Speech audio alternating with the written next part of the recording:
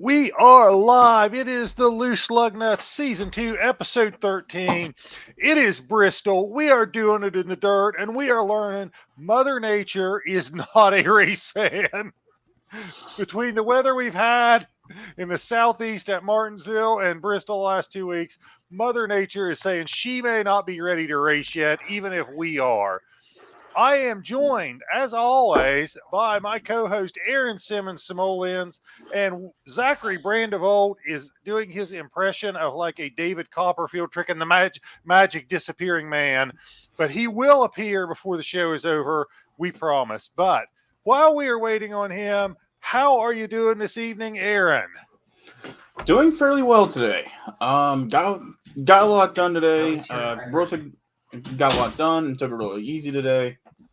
So I feel refreshed. I feel like I had a day off for the first time in about 3-4 weeks. And so I am really happy to get the show underway. I'm ready to talk about some Bristol Dirt. We got a lot to talk about. We do. Zachary Brandevold, welcome back. How Hello. are you doing this fine evening, Zach? I'm doing well. Game was kind of cold tonight, so I'm glad to be inside of a warm house now. But this weekend was good. Got a little bit done. I did have to work on Saturday, so that was a little unfortunate. Only a one-day weekend. I will only be having a one-day weekend until probably late June, so Ouch. it's hell couple months for me for the next couple months. But overall, can't complain. Got a lot of stuff done for the house, so I'm really excited. Gonna plant some flowers and stuff to make the house look a little bit better. And we got a nice garden going, full of lots of fruits and vegetables. Our highlight is couple strawberry plants. So gotten some really good strawberries off of those. So Adam will be down for some strawberry pie here in a couple of months. Okay. Maybe we can arrange something. Yeah. Hey, you know what? You know what you need for your house, Zach? Now that you're doing stuff outside, you need a fine landscaping company to help out. Somebody like Lauer Brothers Landscaping, our primary sponsor. You should look them up. I'm sure they can make the outside of your house look fantastic. I agree. Now that I'm going to be having something to landscape. Yeah. And as we all know, landscaping is just so much fun. That's one of those tasks that you generally are glad to pay somebody else to do. And before we get into the races, Adam Lauer, yes, I had a wonderful weekend. Got to spend it with the kids. Got to celebrate Easter. Got to do Easter baskets and watch the surprise on their faces as they opened them and saw everything. So, yeah, great weekend, Adam. Made even better by a couple of races on the dirt. We had truck and cup in action this week. And let's get right into it. Aaron, you're going to take us through the truck race. So talk to us about what went on with the trucks as they played with trucks in the dirt. And as you all know, trucks do belong in the dirt, and Bristol thought the same thing. So for the second year in a row. So let me take you through the dirt race, the truck race. Right now you had Ben Rhodes and then a rare appearance from Joe Logano in the lower series. He was on the 54 Planet Fitness truck, which actually looked pretty good.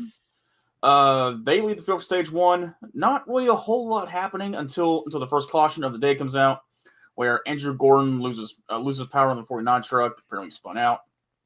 But again, not really a whole lot happening besides just Ben Rhodes showing the field who is boss at Bristol tonight, and he will take stage one.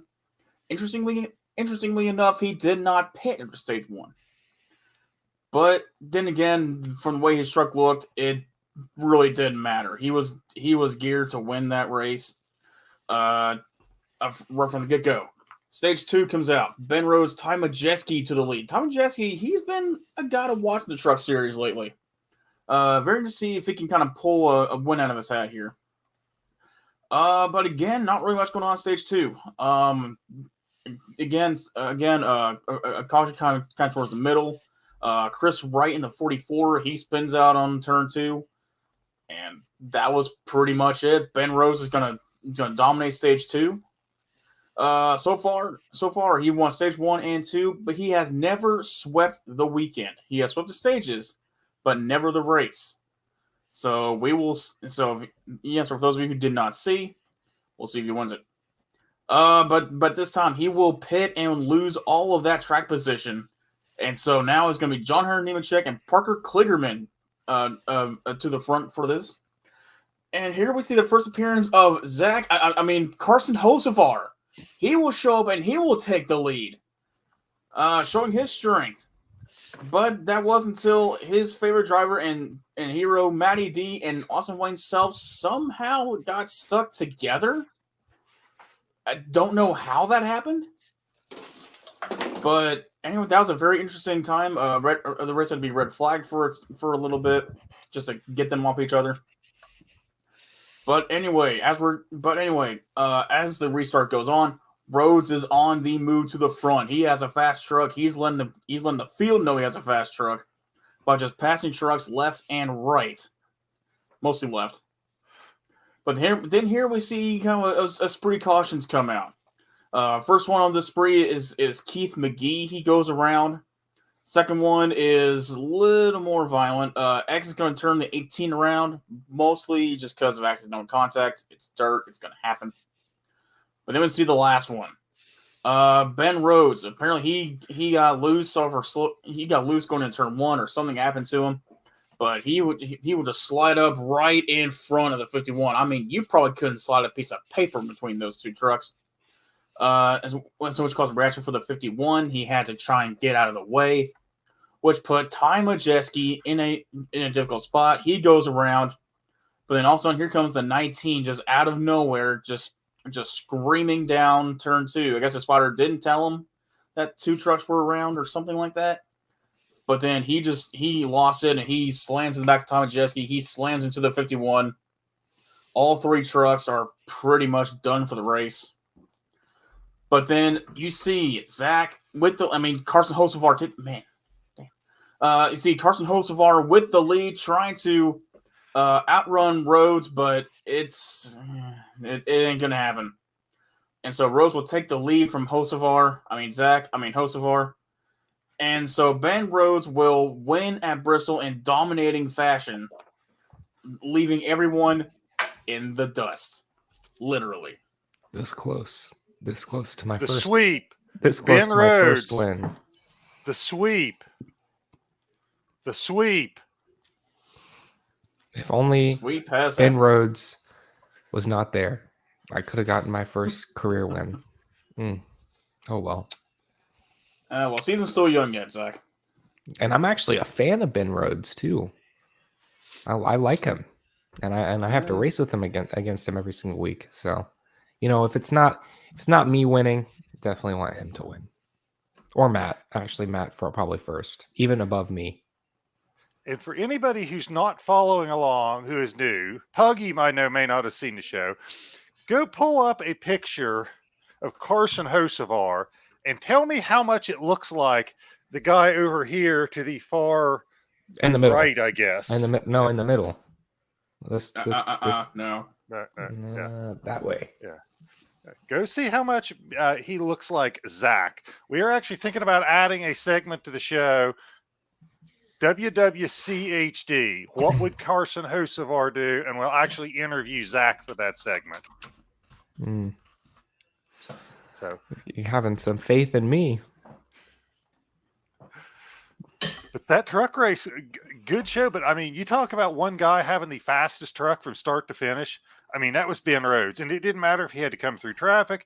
Didn't matter if he had to pass you on the outside, the inside. It didn't matter. He had the fastest truck and he was going to get there. Absolutely. That truck looked like it was on rails. Well, and the thing about it is, in both the cup race and the truck race, we see guys who normally aren't necessarily in top funded equipment being able to compete because dirt is a great equalizer. They say road courses are a great equalizer. Well, we've seen based off of last year and now this year, dirt is also a great equalizer as well. So that just, to me, lends to how much talent Ben Rhodes has, not only to be able to win a championship on asphalt, but also win a dirt race. And I don't know if he has any dirt racing experience. I can't really remember. I don't know his background.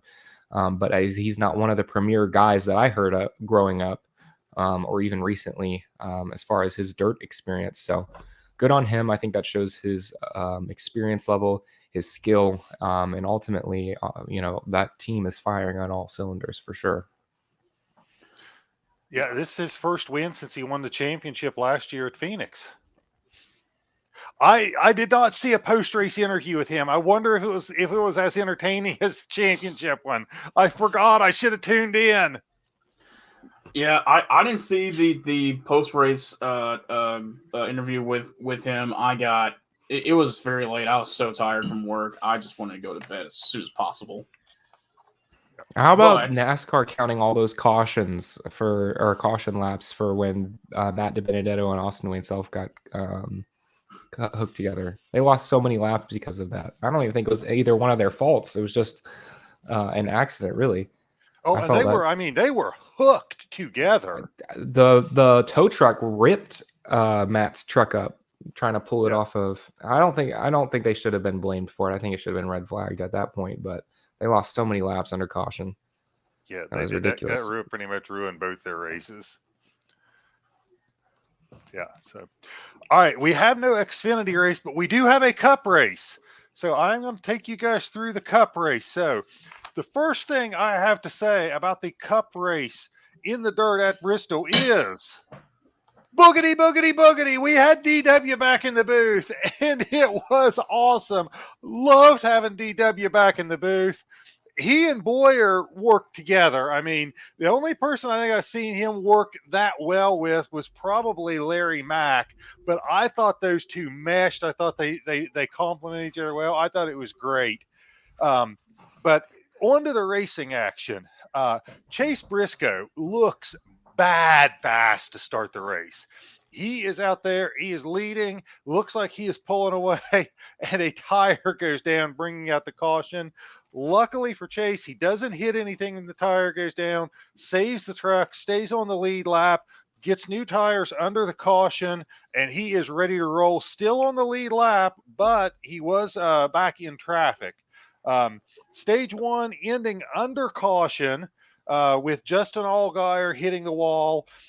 Dirt guys finishing 1 and 3 with Kyle Larson winning and Christopher Bell coming in third.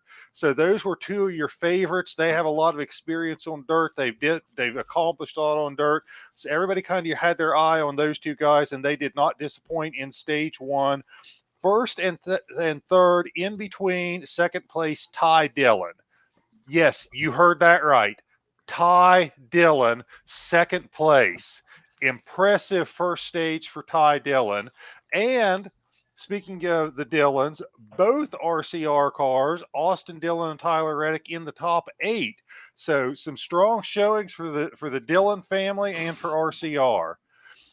Stage 2, not quite as much excitement. Suarez, Chastain, and Briscoe stay out at the end of the stage.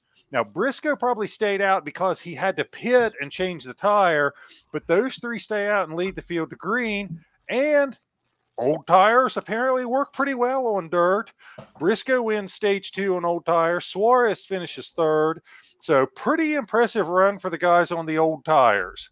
Now, stage 3, the money stage. Briscoe, because he didn't pit at the end of stage 1, has to pit at the end of stage 2.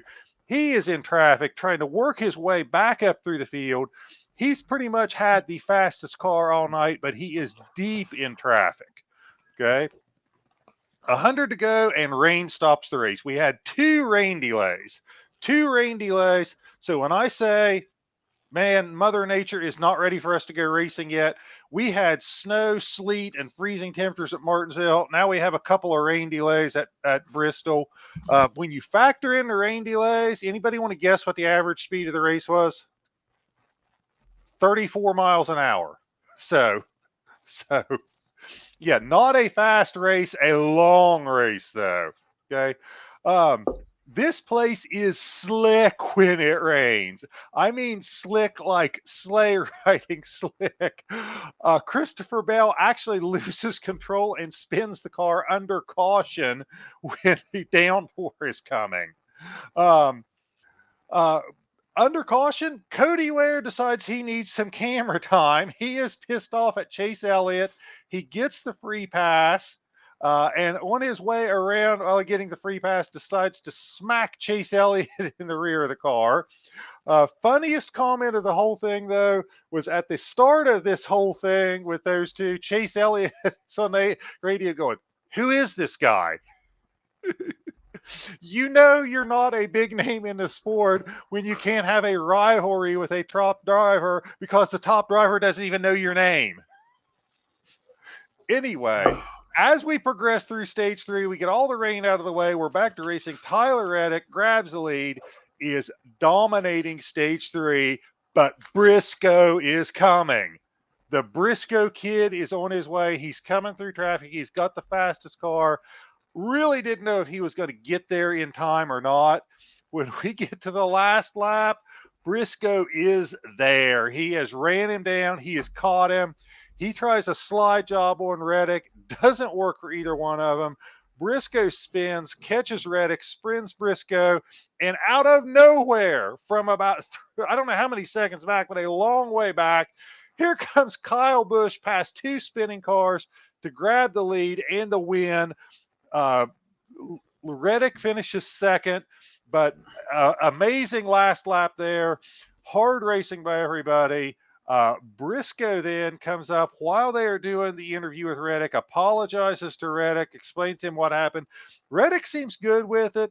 They shake hands. I thought it was a very classy moment. Kyle Busch, who really did nothing other than take advantage of the opportunity that was presented to him, gets booed when he's doing his victory lane interview, which I think to some degree prompted his kind of smart aleck or ironic or hypocritical, whatever you want to call it, comments. But you know you're unpopular. You know you're the bad guy when you get booed and you didn't even do anything. But that is the race. Kyle Busch gets a win. Tyler Reddick second. Kyle Busch now has won in 18 consecutive seasons, tying Richard Petty for the longest streak in the sport and also tying Richard Petty for number of wins in the modern era. So that, my friends, was doing it in the dirt with Bristol. So did I miss anything? What do you guys think? Give me your thoughts on the race. Tell me if I missed anything. You summed it up fairly well. Absolutely. I think this race was pretty entertaining. Despite all the cautions, I think NASCAR did what they wanted to do with this. I think they accomplished everything they wanted to accomplish. And if you look at the ratings, they had 4 million viewers watch the race, which is more than the last couple races that I can ever remember. Going back to, well, I know as far as a Bristol race, going back to 2016, but as far as any race, going back quite a while, maybe Daytona had a little bit more. I can't really remember, but that's Daytona. So pretty awesome race. I think it's a no-brainer that you race on Easter because everyone's sitting at home. Nothing is open.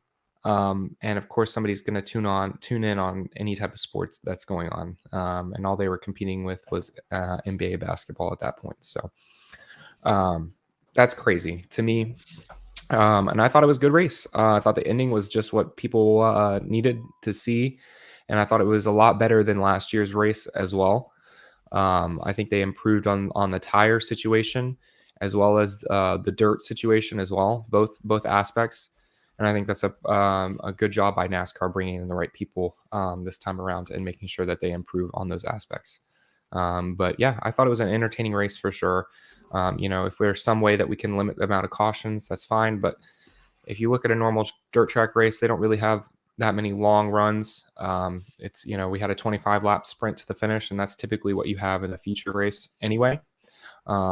So I think it went pretty well. And I think the new car held up for the most part.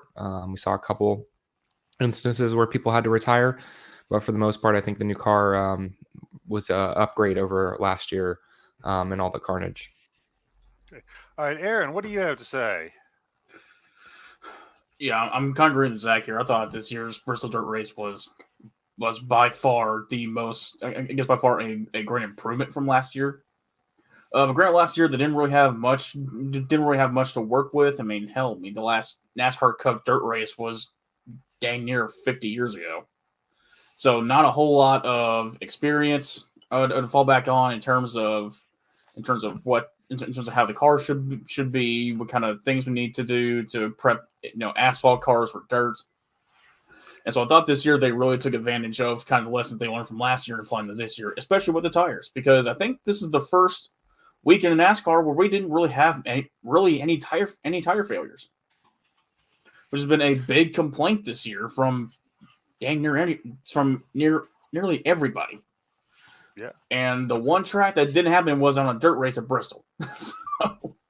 So this season is just going to be a very odd one, but still, I mean, you got to feel for Tyler Reddick, man. I mean, he was this close from getting his first win and then gets taken out accidentally. I mean, it was accidental, but still taken out. So yeah, he has got to feel had for the kid. a great season with horrible luck. So yeah, want to acknowledge a couple of things. Earl says he still prefers paved Bristol. Mark Schisler Puggy says dirt is better. Save those comments, guys. We will be talking about that a little later. Adam Lauer, thank you, buddy. $5. You didn't need to do that, but we appreciate it. Family drama. Oh, you know what? I have some insights into probably what you're going through, and I feel for you, man. But anything we can do for you, let us know. And if you miss anything, it will be on YouTube. You can watch it back. So, let's move on. We are up to NASCAR news. So, Zach, can you take us through the NASCAR news? Ooh, yes, if my screen doesn't freeze here. Hold on 1 second. Oh, you're working on that? Oh, okay, you got it. Okay. Oh, sorry. So our first piece of NASCAR news is kind of a somber story. Randy Pemberton, a longtime ESPN, I think it was ESPN, but he also hosted Inside Winston Cup Racing. Unfortunately, passed away at 62. He was a big TV personality, and unfortunately, he passed away. They don't mention of what, but it was unexpected. So. Very unfortunate. Our thoughts and prayers go out to the family of Randy, and just a sad note. What are you guys' thoughts on this?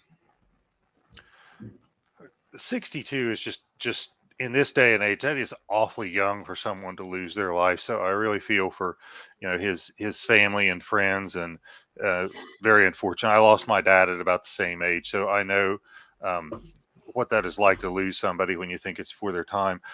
One question I have, and I don't know this, is Randy Pemberton related to Robin Pemberton? Because Robin Pemberton was it brothers or cousins? Because Robin Pemberton was a pretty successful crew chief. Didn't he crew chief brother Rusty Wallace for a long time? I'm not sure. I'm not sure. Hang on 1 second. I'll fact check that for you. He was his brother though. Okay, so his brother. That's what I thought. So thoughts and prayers out to the whole family. 62 is just too young in this day and age for someone to lose their life. Absolutely. It truly is. I mean, you hate to hear news like this, especially for someone who's been in the sport for as long as he has and has tried to kind of get the word out of this sport to millions of followers. I mean, that was around the time where I was starting to, according to my parents' testimony, this is kind of where I started in the late 90s, started really getting into NASCAR. And so I imagine he had some influence in my life and getting to NASCAR, and so it really is a shame to hear. Absolutely. Okay. Subi is live. $20. Thank you. I think I don't know if we've seen you on the show before your comments, but thank you. Said you're a big follower on Heat 5. Thank you. Greatly appreciated. We appreciate the support, and thanks for watching the videos. Absolutely, guys. And once again, we said this in shows past, but we're trying to reiterate here. You don't have to donate to us. You seriously don't. Just keep your money. We're here to entertain. So we appreciate the donations, but you don't have to. All right. Well, moving on to our next NASCAR story. NASCAR is returning to dirt in 2023, despite the criticism of some drivers. Do you guys think this will stick? What are your thoughts on this, Aaron? Well, judging by the ratings that have come out this week, I think this dirt race is here to stay. Especially with the hype that the fans had given this race.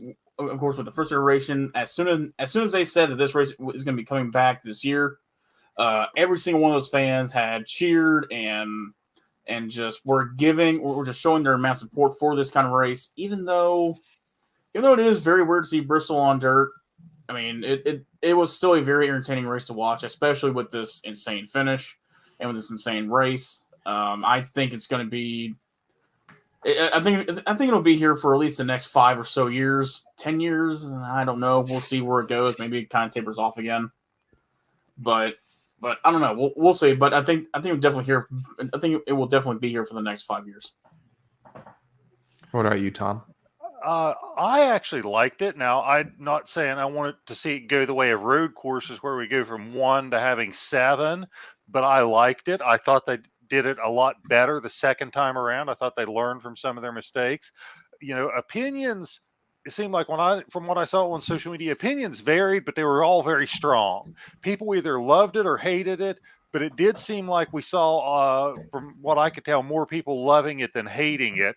So, let's see where it goes. But we got some other stuff we're going to talk about later on when we kind of express some opinions about Bristol and dirt. So I don't want to go into too much detail this early. Yeah. So, I thought it was good. I think the third time is going to be a charm. I think it's going to be make or break. If they keep doing it on Easter, I think whatever Easter race that they have, I think is always going to have more views. Like I said, nothing's open, so people are going to naturally turn on the TV with family and try and find something on. As far as the dirt race goes, like I said, I think it's going to be a third time's the charm. I think we're going to see it's either going to be make or break for that third race, and we're going to see how well it is. Like I said, there's a lot of cautions this race. There was a lot of cautions the first race. The racing wasn't that great. The tires were an issue in the first race. Second race, a little bit better. Not so much with the cautions, but overall racing was generally pretty good. We even had some rain delays in there, and people still stayed. So overall, I think it was good, and the experiment I think is working. But we'll see how well it does next year, and I think that'll determine whether or not it stays on the schedule for the foreseeable future. But moving right along, we got the third news story. I gotta say, Australia. Wow, we have international viewers. This is so cool. Oh, I hate to interrupt, Zach, but I'm like, this is the coolest thing. Australia. Okay, Subby. Good day. What good time day, is mate. it over there? Subi. It's, I think, about Subi. 12 hours. So I'm Subi? guessing this I thought it was like 18 hours, but here I am being a dumb American. I think it's morning, give or take, sometime tomorrow morning there. Okay, so I'm looking on my world clock. It says it's like 11:30 in the morning over in Sydney. So I'm not sure if you're close to Sydney or not. This is so cool. But, good day, mate. Wow. Good day, mate. Good day, mate. And thank you for having me here, man. Sorry, please continue, Zach. All right. Well, 9:28 a.m. There you go. So North Wilkesboro is back, but not for NASCAR. It's going to be in their grassroots series. So it'll be kind of like their home tracks with racing. I believe it's going to be, I forget, like late models and stuff like that. And street stocks, but racing is back, and they plan on repaving it. But it won't take place until sometime in 2023. But between Speedway Motorsports president Marcus Smith and they got a huge influx of cash from a couple different sponsors, it is opening back up, and we're one step closer to racing NASCAR again at North Wilkesboro Speedway. What are your guys' thoughts on this? Tom? A couple of things is one, to me, this is what happens when your state recognizes the importance of racing and motorsports, because I believe it was North Carolina who passed as part of their budget a huge amount of money. I want to say in the $10 million range, allocated to help refurbish and renovate a couple of tracks. So I'm glad to see that money well spent. I'm glad to see that North Carolina places an emphasis on racing and understands what it can do for their state and their economy. I think other states should probably stand up and take notice. And I love what they're doing. They're going to race it for a month or so. They're going to tear up the pavement, run it on dirt, then repave it. I love what they're doing.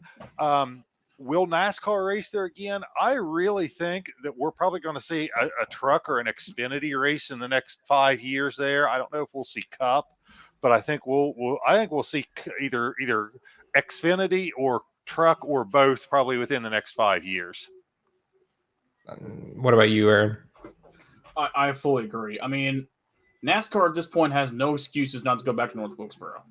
I mean, it's already up and operational. Yeah, the payment isn't great, but they're getting to that point.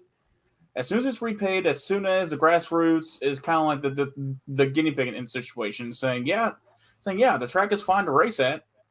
You bet your butt NASCAR will go down there and at least in a truck or Xfinity, and damn it, I would love to see Cup back because it is just too historic. It is too prominent in the NASCAR circle of fans and drivers alike and owners alike to not go back there and have at least one race. It's just too big and too historic for NASCAR not to. And they would be fools to not go back there. Yes. So I would actually say that I think they're going to race a Cup race definitely in some time, but I would say actually 3 years, to be completely honest with you. But yeah, this is crazy. The fact that we're actually getting up and running, we'll see some late model races, but I'd say this is happening specifically, I think, because of every single person that has spoken up about it. You know, you have Dale Jr. constantly talking about it. Sports commentators for NASCAR constantly talking about it. This has constantly stayed in the news cycle about getting it saved and saving the speedway for the past, I don't know, at least 5 years, if not 10. So this is what happens when you have a racetrack that is people love. You have a lot of hype around it. Them adding it to iRacing and people racing it, throwback races and stuff like that, that definitely gained traction because people enjoyed it.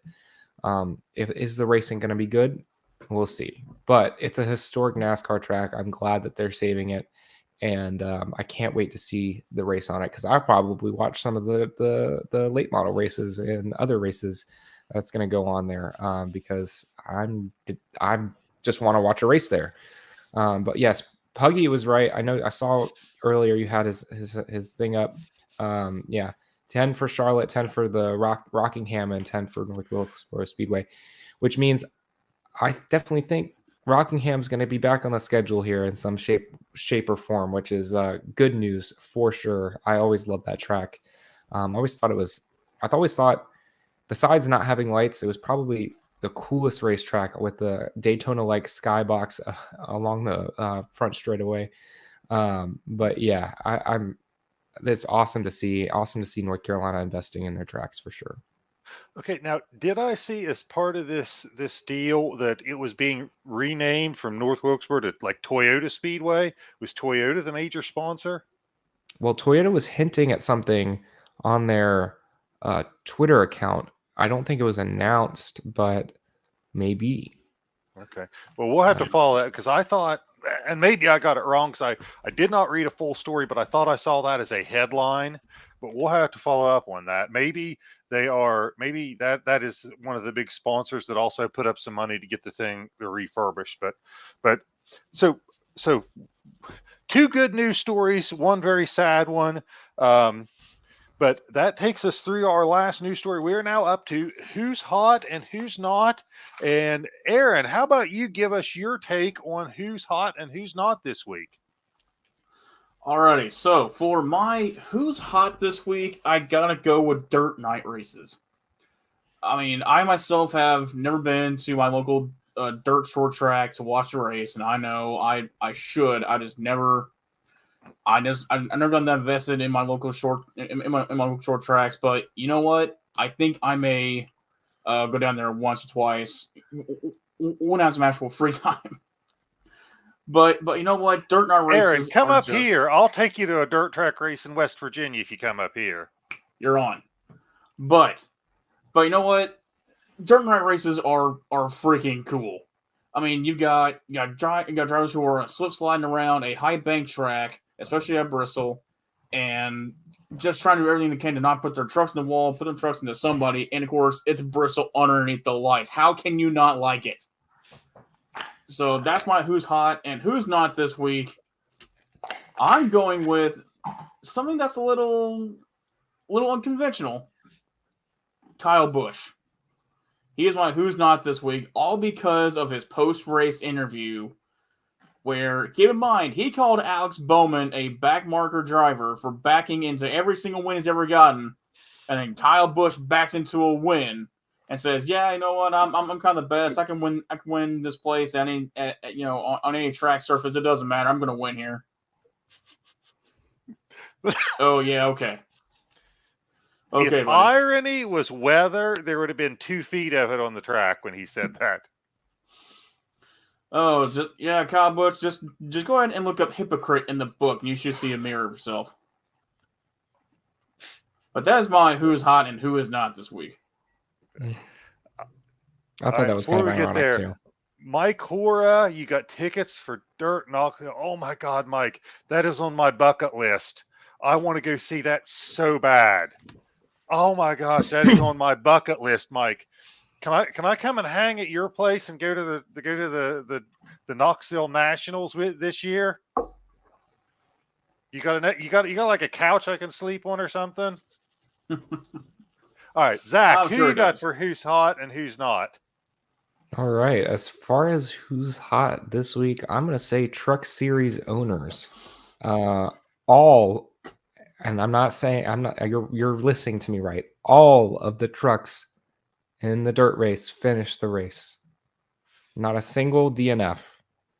Impressive. For the first time in series history.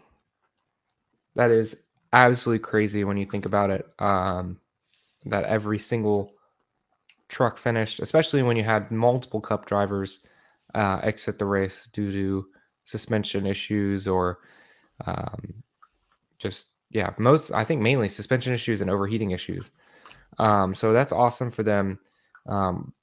Great for the Truck Series owners and great for NASCAR too, that every single one ended up finishing the race there. As far as who's not, I'm going to go with Denny Hamlin. His only top 10 this season was his win at Richmond. He has no top 10s other than that.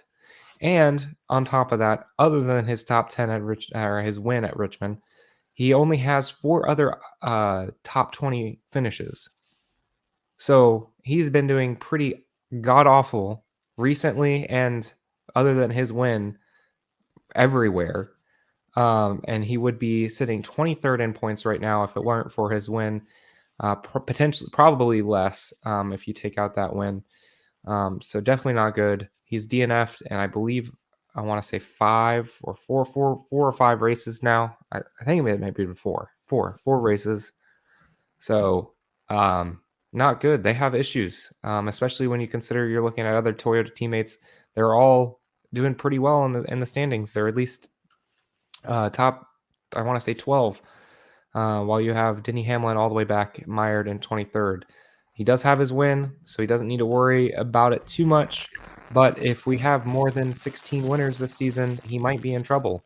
You definitely have to be not the lowest winner in the Cup Series when it comes to playoff time, which I think at this rate we're probably going to get more than 16 winners. I would say it's not crazy to think that we might get 18 or 20 different winners in the Cup Series this season based on what's happening right now. So we'll see what happens. But Denny Hamlin having a horrid year. He's going to be my not for this week. Okay. And this is one of the problems with. I'm sorry, Tom. I'll be quick. And this is one of the problems with this point system. I mean, you've got Denny Hamlin, who hasn't performed whatsoever this season, all except a one-race win at Richmond, and then all of a sudden, he's already locked into the chase. Which is really dumb, to be honest. It is really dumb. Well, he does have to finish top 16, if there's 16 different winners this season, which I mean, it looks like there is, he might not make the playoffs. So we'll see, but I understand your point. I really doubt it, though. I wrote down it's going to be more than 16 winners. I doubt that too, but yeah. So, anyway, all right. It is up to me now who's hot and who's not. And despite the fact that he almost won but didn't again, I am going with Tyler Reddick as my guy who is hot this week. And it's not just this week, okay? Relative to how he has performed in his past and relative to how Richard Childress Racing has done in general, Reddick is really having a great year despite horrible luck, okay? 4 top 10s, 2 top 5s, and that is despite having some of the worst luck of anybody in the garage. And he has, in just 9 races this year, he has led 189 laps in those 9 races, which is 75 more laps than he led in his first 75 races. So I am going with Tyler Reddick, who's hot. Keep your head up, man. Keep digging. That win is coming. So he is going. That is my who's hot. I'm going to kind of go along the same theme of Zach. I am picking Martin Truex Jr., another Joe Gibbs Racing driver, for my who's not. Back-to-back weeks with finishes outside the top 20. This is at tracks where last year he won the truck race on the dirt at Bristol, and last year he won the spring Martinsville race. So coming off of 2 tracks where he had wins at last year, albeit one of them in the truck division, and finishing outside the top 20 in both of them, I am going with Martin Truex Jr. as who is not right now. So with that being said, that is the end of who's hot, who's not. Now, one of my favorite segments, led by Aaron Simmons, a.k.a. Simoleons, it is time for Green Flag, Red Flag. And it's definitely one of my favorite segments, too, because he gets a creativity and debate juices flowing amongst this group. Instead of just talking about stuff, we get to debate, we get to butt heads, we get to ruffle some feathers with each other. It's a great time. And we want to hear you guys' comments, so please do share your opinions on them. We will definitely try and highlight as much as we can. Okay. I got a question before you start. Is there static coming through my mic? Yes. Because I can hear a little bit of static. All right, let me see if I can fix this thing. I didn't hear anything. I hear it. Right there it was. But yeah, for guys in the comments section, all right. So how green flag, red flag works is that we will state a question or a statement, and we will either say green flag for we agree with it, or red flag in which we will disagree with it, and then give our explanation as to why we say these things. There is no yellow flag, so don't go yellow flag on us. It's a cop-out answer. If you go white flag, then please tell us why you're going white flag and what that means. But anyway, to green flag, red flag, number 1 of the night, Kyle Busch was hypocritical about his post-race comments after stealing the win at Bristol. Green flag or red flag? Tom, we'll go with you first.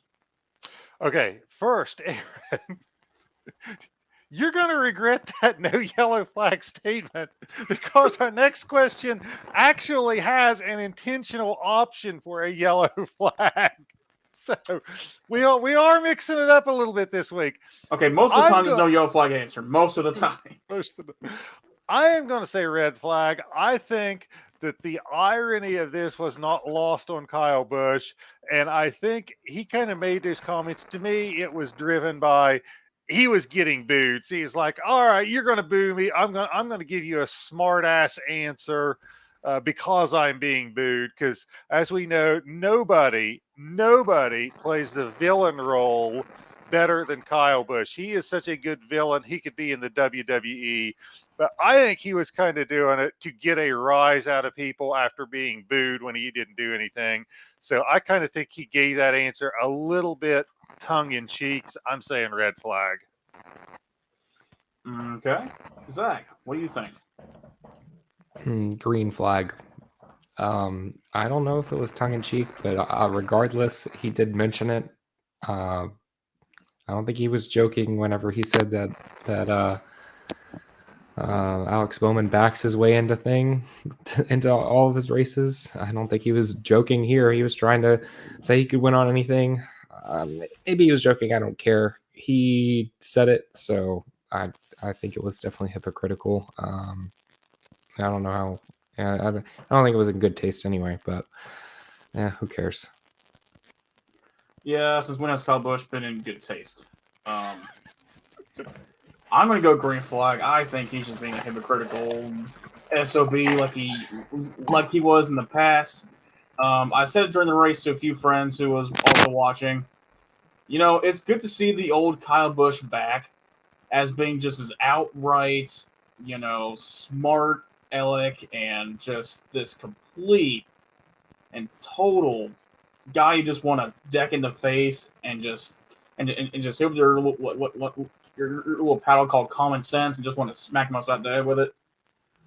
I completely agree. I think he was just being a complete hypocrite. You know, he knew he backed into that win and just wanted to say, yeah, you know, I'm the best. I can win on this track and on any track surface. It doesn't matter. I'm the best. It's like, no, shut up. Just shut up. So I'm going green flag 100% all the way. No doubt about it. And so, let's see who we got here. We got Shane Michael Burt saying green. Also, good point setup. So he may have. So he definitely is open to your opinion, bro. Mike, we got Mike saying green, but he also admitted that he back to his win. So I'm tossed. I do remember him saying that. Yeah, so. yeah, I do remember saying that too, but just that initial part just sold it. Red flag is top car all night. I don't think it was early on, but later in the race, he definitely had a really good car. I can't really remember. Yeah, I mean, he had a good car, but I don't think he would. If he's top five, I'll say yes, definitely be one of the top car all night. I think that was Briscoe and Reddick all the way. But anyway, moving on to green flag, red flag number 2 of the night, and this is where Tom has decided to shoot down my balloon here, as I say, for the no yellow flag thing. So there are now 3 options for this question. A first in this podcast. NASCAR should continue racing on the dirt at Bristol. Green flag means yes. Red flag means no. Yellow flag means yes, but not at Bristol. Green flag or red flag or yellow flag. Zach, we'll go with you first. I'm going yes, simply because I want to see it for a third time and see. Green flag yes or yellow flag yes. Green flag. Sorry. I want to see them try it one more time on Bristol, see if they can improve on it. If they can't, then I don't think that they should scrap. I don't think they should scrap dirt. I think it should go somewhere else. Also, I do think it might be something like where they have one dirt track on a year and they rotate between a couple different tracks. I think that would be nice to get some local dirt tracks and race there maybe. But I like Bristol so far. Like I said, I want to see it done again and see if they can improve on it. Potentially limit the cautions, make sure that everyone knows the rules, because I do know that was a little bit of an issue as well. And see how it is. Okay, Tom, what do you think? If I can do this without too much static. Oh, that's bad. Oh my gosh, this is awful. I apologize. I have some audio issues. While Tom gets his headset straightened out here. The headset is not being kind to me. I think I got it now, maybe. I am going to say yellow flag. Bristol is such a great race anyway. The high banks, the beating and banging. I would like to see Bristol go back to pavement because I feel like we're getting deprived of another great race, and I'd like to see us run dirt somewhere else. Maybe dirt at a real dirt track. You got a very limited options though to find a real dirt track. Someplace with a venue big enough to hold the fans that you would need for NASCAR. Someplace big enough that you could have a pit road so they could come down pit road. I don't know if Eldora is really well suited to that because I think the pits at Eldora are off the track. Maybe Knoxville. I don't know. Mike Horan might chime in on that. I think you got limited options of where you can go, but I'd like to see them run dirt on a real dirt track, not a converted pavement track. So I'm going yellow. Like the Chili Bowl Nationals, that track. I think it might be too small. I think that's just a little bit too small. You think? Oh, I don't know. Oh, They could fit. They could. Shane Michael Verse says Atomic. That's my neck of the woods. That's Chillicothe, Ohio. I can't remember that much about the track. It's been a while since I've been there, but I love that option. And that is a historic dirt track too. Atomic in Chillicothe, Ohio. I would say Volusia in Florida, but that's just mine. Let's see. I am also going to go. Man, I don't know which one I want to do. I'm going to go yellow, and here is why. Bristol, I agree with Tom here that Bristol is already a great race underneath the lights on pavement. So Bristol, I think, should give up its spring race because that's the whole reason why Bristol has gone to dirt is to try and revitalize the spring race. So Bristol should give that data up and go to a dirt track, into a committed dirt track. But if you remember earlier in the podcast, we said that North Wilkesboro was going to be a dirt track for a limited amount of time. You see where I'm getting at here? I think they should go North Wilkesboro for dirt race. Dirt race in the playoffs. Wait, no. The spring Bristol race. I thought they were only doing North Wilkesboro as dirt for the month of October. Then they were repaving it.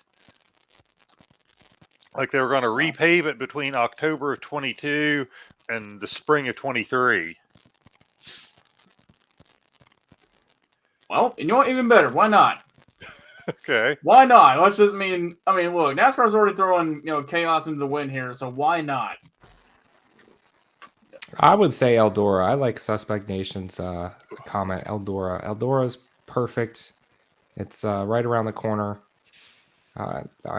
Yeah, I like that. That's true, but the whole Tony Stewart NASCAR situation, I think it's gotten a little bit better. It may have, but didn't we also want to have more diversity in the playoffs as well? Look, I'm just saying. I know you guys both said yellow flag, and I wanted to say this, but Bristol has a fall race. Isn't it also at night as well? Yeah, it's the Bass Pro Shops night race. I always thought. I mean, I didn't mind the spring race at Bristol, but I always thought that the night race was a lot more exciting, brought a lot more fans, in my opinion. When you look at the attendance and the viewership, they needed to do something, and so them putting it on dirt, I think, was the reason for it. I think, like you said, Aaron, definitely give it up. and make that a rotating schedule. I think that would be the best fit for it. But they do have a race on the pavement. I think it's time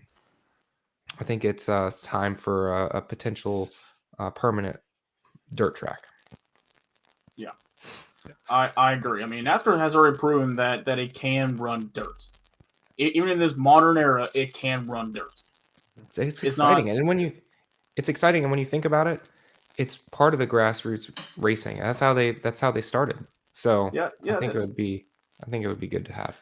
Yeah, it is. And NASCAR has always wanted to get back to their roots, and dirt racing's in their roots. So Why not? Suspect Nation says Eldora, which I think we mentioned, but I don't know if I put the comment up there. And that's interesting. I also think one of the problems with Eldora, though, is there's going to be a conspiracy theory that the SHR cars will have an advantage because their owner owns the track. There will be that conspiracy theory. Valid or not, I think that will be a conspiracy theory. Mike brings up a good point.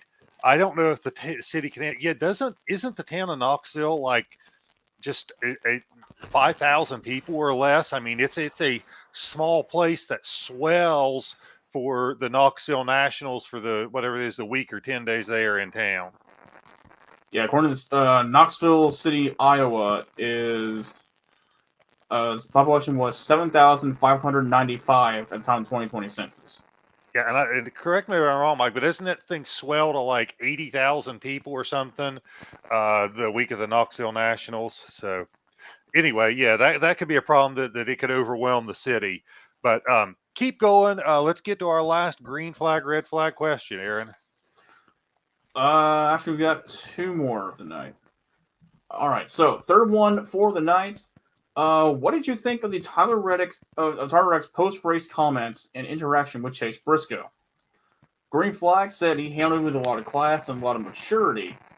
Red flag means by not getting mad or threatening revenge, every driver now believes they can run over him without suffering any repercussions. Green flag or red flag? Tom, we'll go with you first. I'm going to say green flag. I was so impressed with not just him, but also Chase Briscoe. I thought they both handled it with a lot of class and maturity. I think there's a difference between just hard racing and driving through somebody, and I think they both recognize that. And I don't think people think they can run over Tyler Reddick. I think, a hard racing incident going for the win is one thing. I think that, Reddick, like anybody else, if he felt like he got disrespected or raced dirty, he would retaliate and he would let it know that he was angry. So I'm going green flag. I thought it was class and maturity, and I was impressed by both of them. I became a bigger fan of both of those drivers because of how they handled the post race. Okay. Zach, what do you think? Man, yeah, I thought he handled it with a lot of class. I'd be pissed off that close to my first win and get taken out by a guy who had a win already this season. But I'll also be more pissed at myself. I mean, I think Tyler Reddick said it perfect. He shouldn't have allowed him to get that close in the first place. And that was just a racing move. When you look at it, that's just something that somebody's going to do when you're that close. They're going to try and send it in. And Briscoe obviously misjudged it. I don't think he was trying to be any. I don't think he was meant any malice or wanted to wreck him. It just happened. He misjudged it and got in there a little bit too hot. It looked like he hit the apron to me, and that's what really shot him at the track. But I could be wrong on that. But no, I think they handled it perfectly. And like Chase Briscoe said, if I were him, if I were Reddick, I would punch me. Yeah, I really think that I think he handled it with a lot of class, and it's refreshing to see when you compare it to what happened I think last week or a couple weeks ago between the two Xfinity Series drivers. Yeah. And I'm sorry, Tom, you want to say something? No, go ahead. All right. I got to go green, all because of the way the handle situation.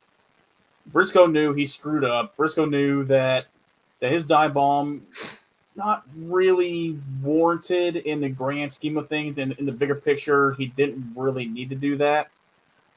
And so, and plus he knew that he took out a guy trying to get his first win.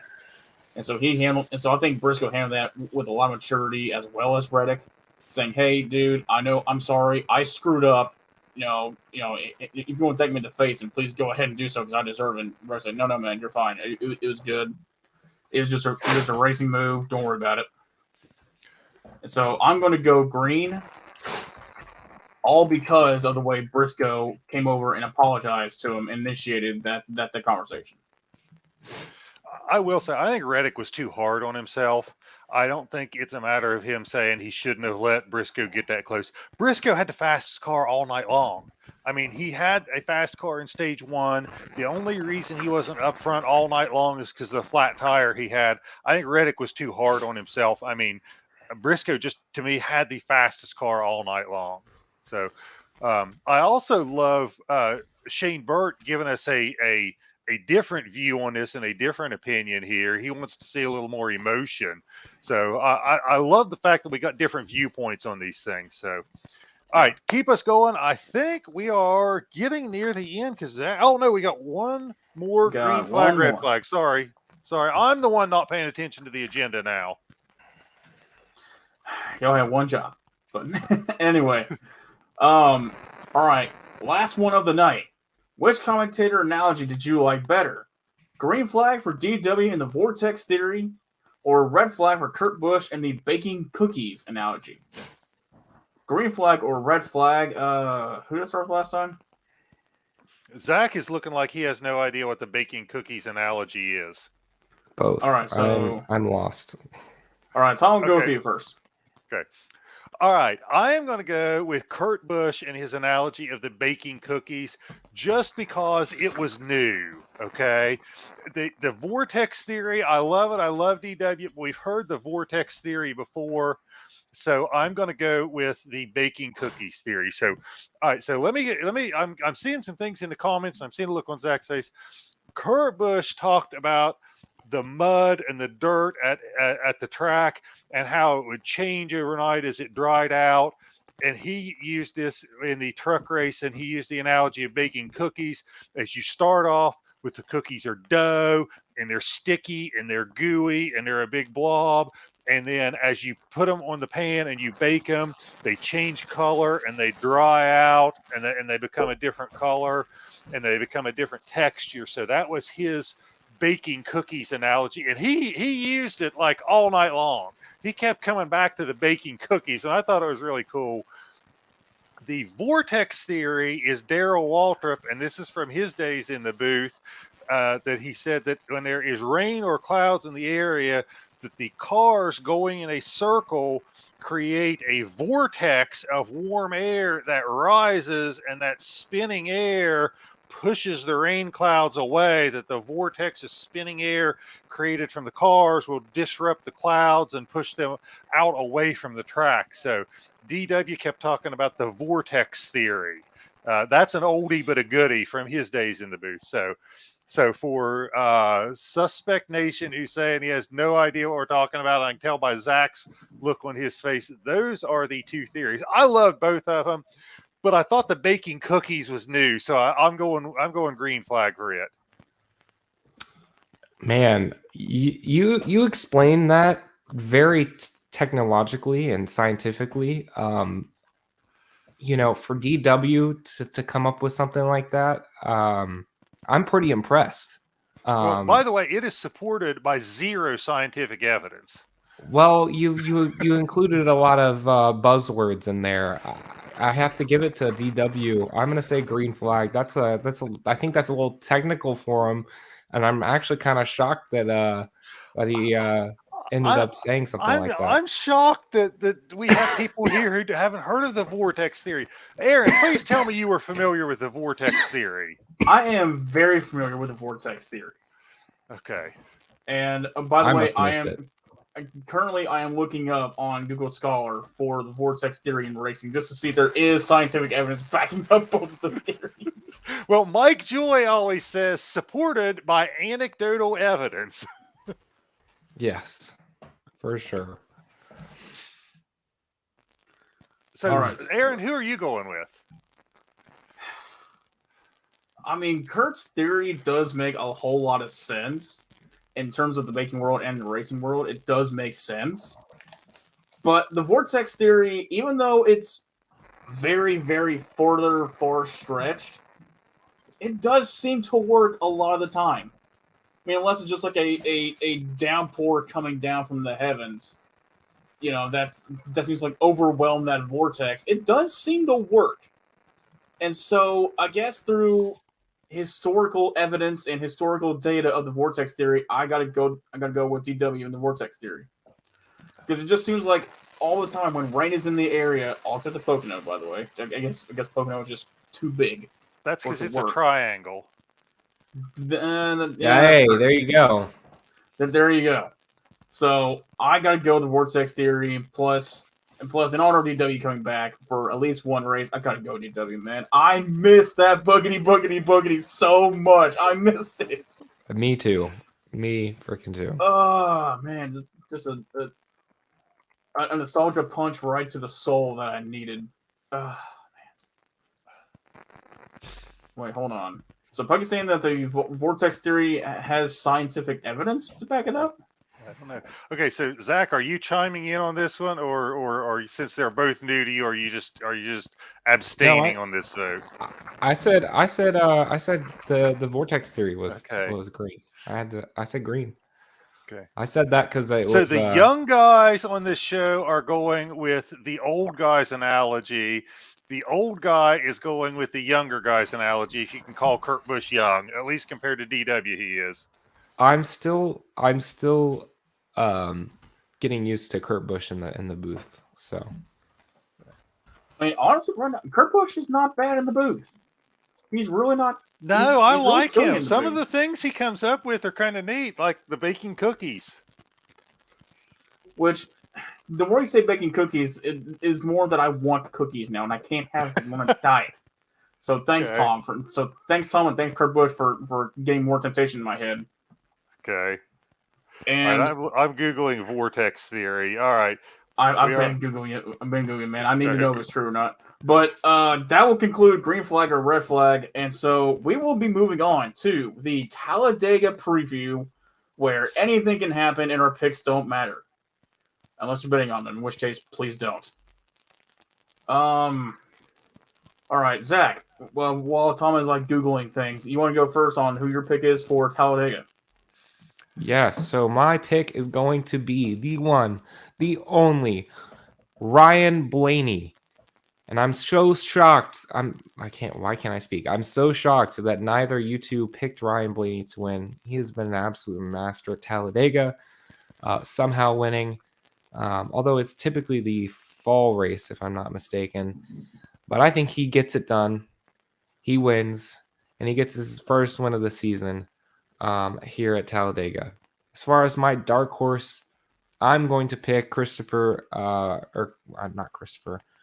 Buescher, simply because he has had 6 out of 9 top, I want to say 7 finishes in the last 9 races. The only 2 that and there's 2 more there he finished inside of the top 10 or top 7, but he got disqualified. One was because of unapproved adjustments, and the other one was because he went below the yellow line. So pretty crazy stat there. I think he gets it done potentially, and that's who my dark horse is going to be, Chris Buescher. Man, you rode on the limb for Blaney, huh? Oh, whatever. That is not even my dark horse pick. And you picked Kyle Larson last week, Tom. So all right. Anyway, I think Tom is still googling things, and so I will go ahead and go next. I'm going to pick Brad Keselowski. I know that's more of a stretch than Zach's picks. I know. I'm just a daredevil today. But Keselowski has always been very well. Has always done very well at Talladega. It didn't matter if he was in like the 09 car back in 2008, 2009, somewhere around there. don't remind me. Huh? Don't remind me. Sorry. When he wrecked Carl Edwards? Yeah. Anyway, moving on. Or in his Penske ride, he's always been very, very solid at Talladega. So I'm going Brad Keselowski, and plus he was very good at Daytona this year and Atlanta. Which is weird to say Atlanta's in Super Speedway context, but whatever. But anyway, for my dark horse, and by the way, I did pick Blaney for my dark horse. So I'm going with both options. How can you pick Blaney for your dark horse when he's a clear favorite? Is he clear favorite? Yes. If I look at the Vegas odds, I'm like 90% sure he's probably at the top of it. I have to look. Or you're looking it up. See who's at the top. And Tom, you go ahead and go. Okay, so I am going to actually have to agree with simoleons here, okay? I am going with Brad Keselowski because of a couple of things. One, Brad Keselowski has the second, I look at the last 5 races, I excluded everybody's worst finish because everybody's going to get wrecked in 1 out of 5 restrictor plate races, if not more. He has the second highest finish, excluding his worst finish. He won here in April of 21, the last race here. He is desperate because he knows he's probably got to win to get in the playoffs after that 100-point penalty and the fact that they have just not shown a lot of speed here. So you're going at a plate track where anybody can win, a driver who has a decent history there, and somebody who's desperate and needs a win to get in the playoffs. So I am going to agree with Aaron with Brad Keselowski. As far as who is the dark horse, Bubba Wallace. Last 5 restrictor plate races, excluding their worst finish, Bubba Wallace has the highest average finish of any driver with an average finish of 5.5. He's got a second at Daytona. He's got a second at Daytona in February and in August. He won at Talladega last August. So Bubba Wallace is my dark horse. So there you have it. Bubba Wallace and Brad Keselowski. And I'm going to bet MGM to see if I can see what the odds are. Well, Suspect Nation apparently just looked it up. Okay. You got Ryan Blaney first, Joey Logano second, Brad Keselowski third. I mean, then again, it is Talladega. Anything can happen. Look, I think this So is that's his my best. excuse. I think this is via DraftKings. I would say that you guys are probably right. This is probably his best chance at winning. I would not bet against him. However, like Mark just said, he's in different equipment this year. We're gonna have to see. But he was Okay. good in the dual races as well as the Daytona 500. Okay, so according to BetMGM, the following drivers all have the same odds: Bubba Wallace, Denny Hamlin, Joey Logano, and Ryan Blaney. So you really went out on a limb there, Tom Hey, and Aaron. I for went your there dark without horses. knowing the odds. For all I know, BetMGM is tuning into this and is listening to me and just changed their odds after I made my point. Yeah, Tom is BetMGM, in case anybody was wondering. All right, and I believe that will do it for the Talladega preview. Well, more or less Talladega. Who they think is going to win Talladega? I think we are up to our final part, which is the white flag, where everybody gets to give their parting comments. So who wants to go first with parting comments? Not me. I have to find mine. Aaron, you want to go or you Okay. want me to? Yeah, I'll go. Okay. I think that Talladega is going to be absolutely insane. I think it's kind of going to be a recreation of the Daytona 500 where it's going to be pretty quiet the first 2 stages, and then third stage is going to be absolute chaos. But I know we just picked Brad Keselowski to win, but I think we're going to see the reemergence of Brad Keselowski in that nickname, which is a brilliant nickname. But I think he's going to come back with a vengeance. I think that it's going to be just an absolute disaster. And I think we're going to get another first time winner at Talladega. Okay. Well, At least this season. okay. Okay. Well, that could be. He could do all of those. He could cause a wreck and win, and be a first time winner. So it's possible. Yeah, we've seen it happen plenty of times here. Okay, so I want to say you guys heard it here first, okay? Uh-oh. The nickname, Brad Keselowski. So I'm thinking, should I start printing up T-shirts? So anybody tuning in out there, would you buy a Brad Keselowski T-shirt if I had them printed up?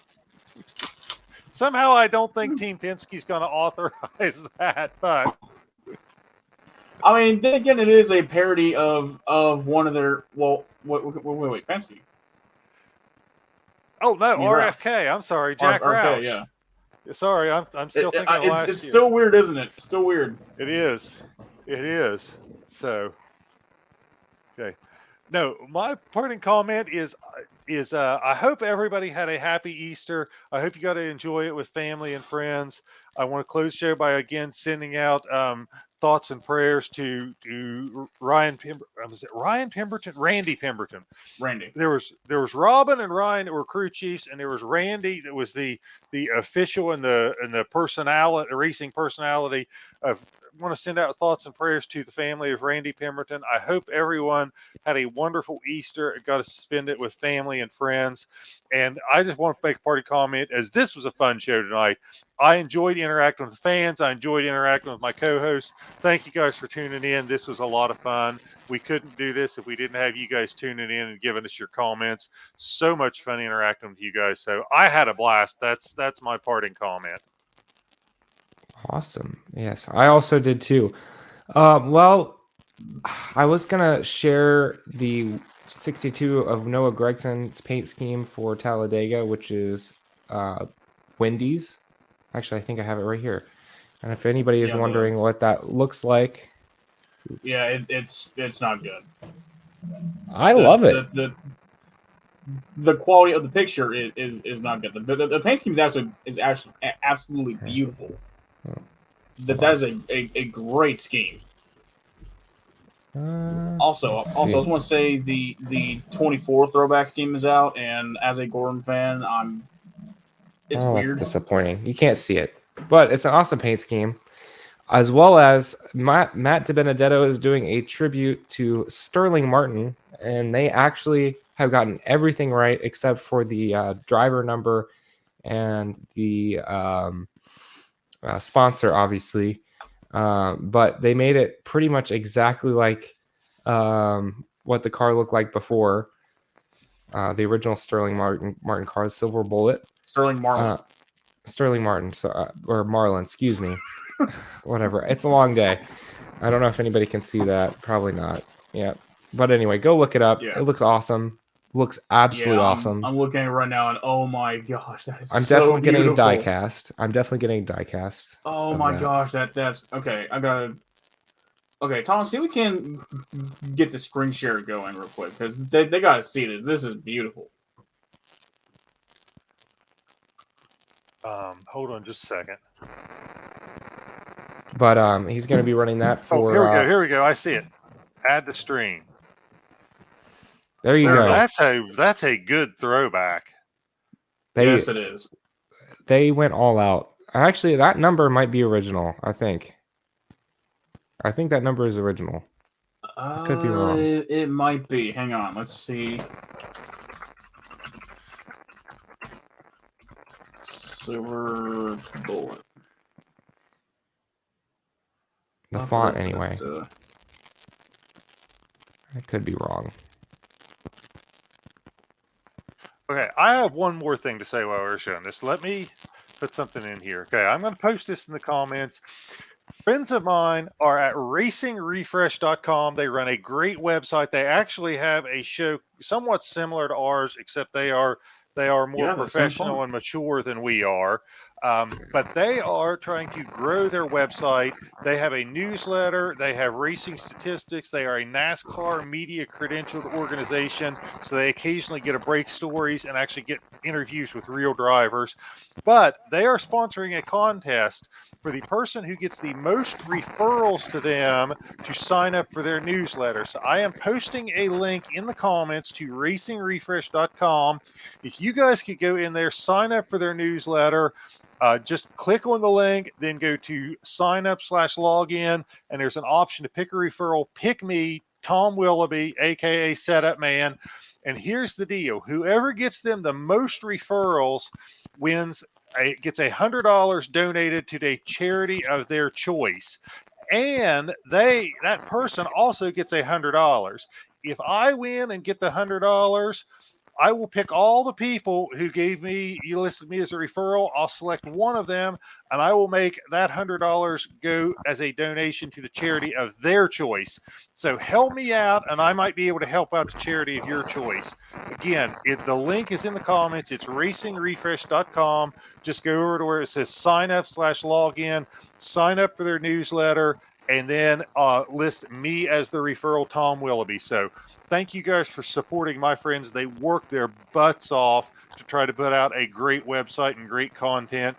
And you guys have no idea how much effort it takes for a bunch of guys just like me and Aaron and Zach to become a NASCAR media credentialed organization. They work their butts off to get that.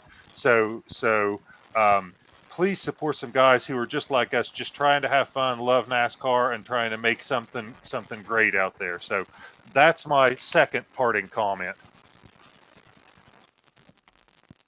There you go. Well, there you go. Okay. All right, Zach, have you gone with yours?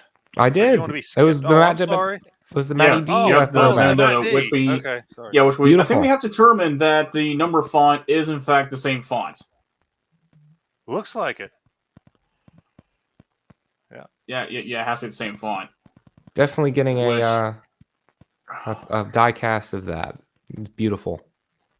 Yes. And God, that's how you do a throwback, man. That's just that's beautiful. I love Sterling Martin. Marlin. Oh my God, Marlin. Excuse me. I don't know why I keep saying Martin. Loved him growing up. Watched him. But that's awesome. All right, guys, I think we are done for the night. Just wanted to say thanks again to everybody for tuning in. And I think we had a great show. I had a blast doing it. So that is all we got. Thank you guys for tuning in. Tell your friends, tell your neighbors, get them to tune in, get them to watch this. It'll be on YouTube. Hopefully they'll see it and enjoy it, and they'll tell more of their friends. So thank you guys, and we will see you guys all next week. Absolutely. Thank you guys.